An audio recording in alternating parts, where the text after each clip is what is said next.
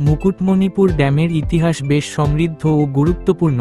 অবস্থান: মুকুটমণিপুর ড্যাম পশ্চিমবঙ্গের বাঁকুড়া জেলার কংসাবতী নদীর উপর তৈরি। এটি কংসাবতী নদী ও কুমারী নদীর মিলনস্থলে অবস্থিত। নির্মাণকাল: 1956 সালে এই ড্যামের নির্মাণ কাজ শুরু হয় এবং কয়েক বছরের মধ্যেই সম্পূর্ণ হয়।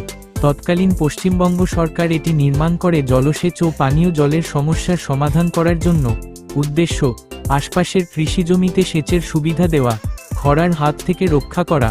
কংসাবতী প্রকল্পের অংশ হিসাবে বৃহত্তর অঞ্চলের উন্নয়ন।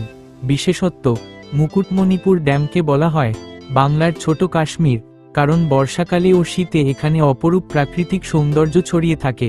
ড্যামের চারপাশের সবুজ পাহাড়, নীল জল আর লম্বা বাঁধ পর্যটকদের মন কেড়ে নেয়। অতীতের গুরুত্ব: তৎকালীন সময়ে বাঁকুড়া ও পাশের জেলাগুলোতে খরা ও পানির সংকট ছিল সাধারণ ঘটনা। এই ড্যাম তৈরি হওয়ার পরে কৃষিক্ষেত্রে বিশাল পরিবর্তন আসে।